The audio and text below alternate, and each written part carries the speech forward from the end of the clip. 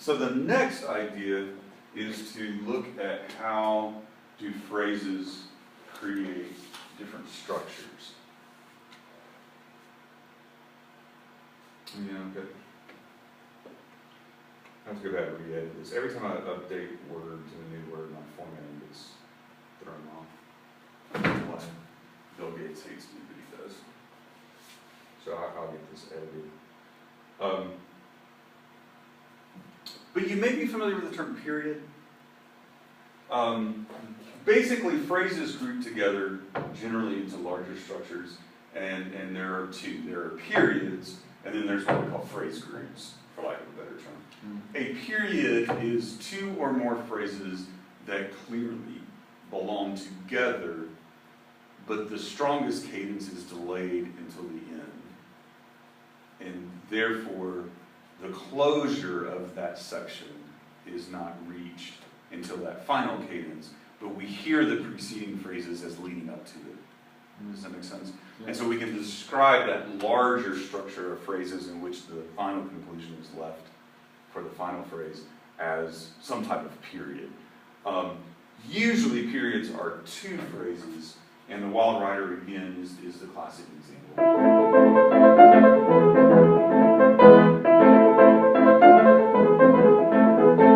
Where we have two phrases in which the first phrase ends in a weaker cadence than the second. The half cadence perfect authentic is quite common, and the repetition of music from the first phrase in the second is quite common. Okay, so this is what we call a period. Because the music repeats here, we can actually use the term parallel period, which is, a typical and sort of special type of period where the music itself has been repeated. But again, what defines a period is the weaker cadence followed by the stronger cadence. Yeah. So it can be imperfect authentic followed by perfect. It can be half followed by imperfect authentic. But in terms of hierarchical strength, sort of got these backwards, but the half cadence, imperfect, perfect authentic in terms of order of overall strength. Okay? In a period, the first phrase is called the antecedent. We have a term for that. And the second phrase is called the consequent, which are in fact terms of rhetoric and literature, grammar.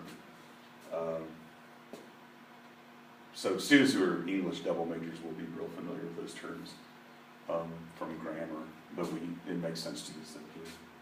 Okay.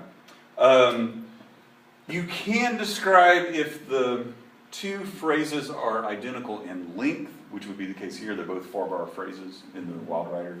You can describe that as symmetrical period. If the phrase lengths are different, which can occur, then you can use the term asymmetrical.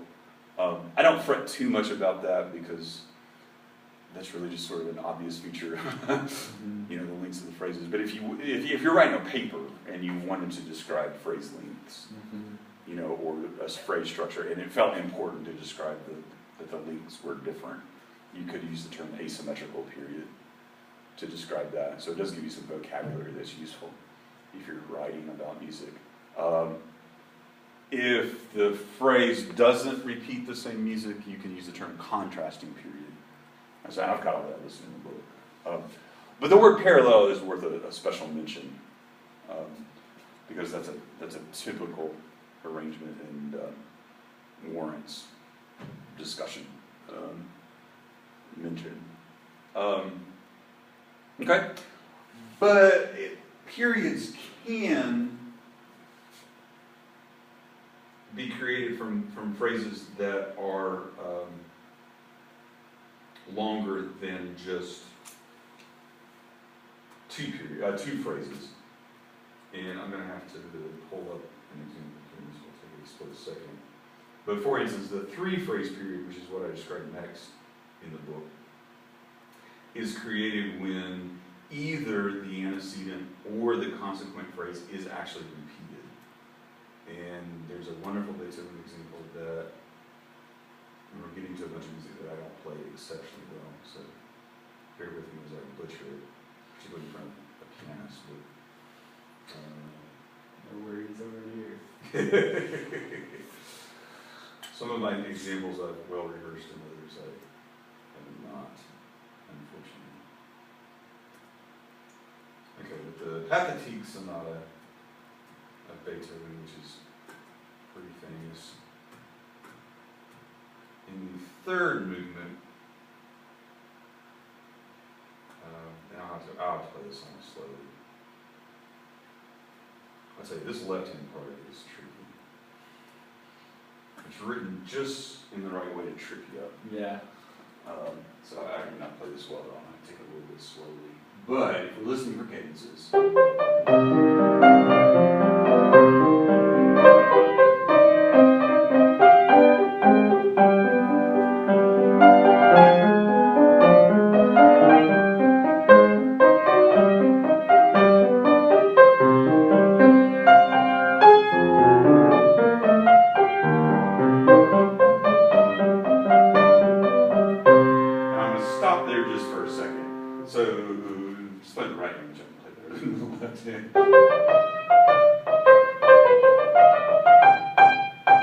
half cadence. That's the end of the first phrase.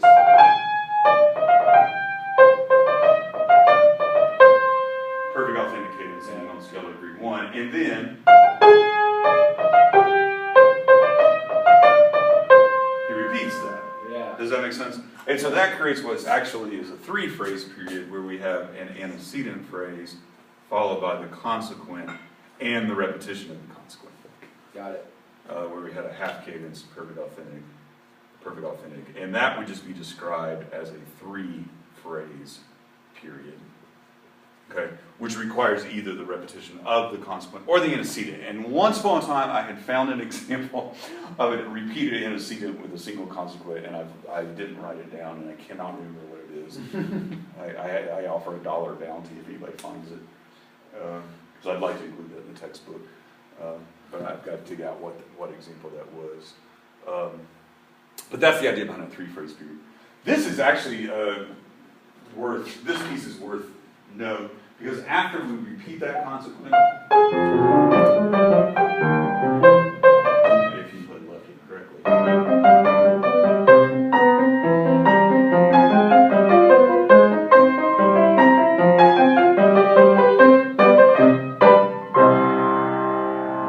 you've got this sort of extra one, from the moment of cadence in the second part of the third line, counting that measure, 1, 2, 3, 4, 5, 6, 7 more measures, of stuff.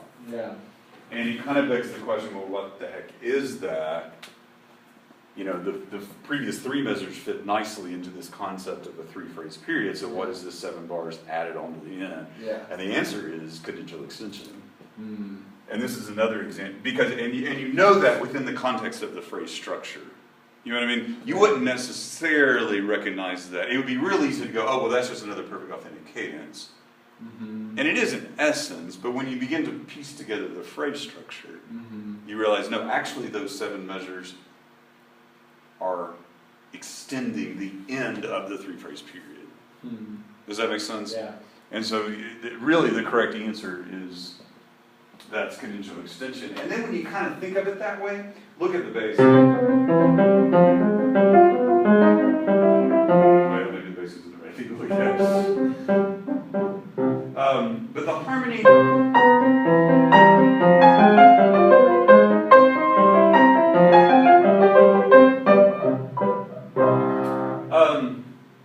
although it's not just all 5 in 1, you begin to hear how really it is, yet still extensions of that cadence moving to the next perfect authentic cadence at the end. Mm-hmm. But structurally, this perfect authentic cadence at the end of the 3rd measure brought the periodic idea to the conclusion with the repetition of the consequent. And so this really is just functioning as cadential extension. And that's where Beethoven is tricky. Because, if I were just listening to this and really not listening for the overall structure, I would probably say there's 4 cadences. Yeah. But what I'm suggesting is, no, there really are just 3 cadences and an extension of the cadence. Yeah. But you got to look at the overall formal structure to really identify that. Yeah. But again, that's what Beethoven likes to do. He really likes to sort of play with the concept, because it would be real easy to just assume, oh, we had 4 phrases for the first part. That sounds normal, but, you know, it's not as you dig in there and look at it. Check my time, make sure. Okay, I'll tell you what, I'm gonna go ahead and stop that and make a separate video.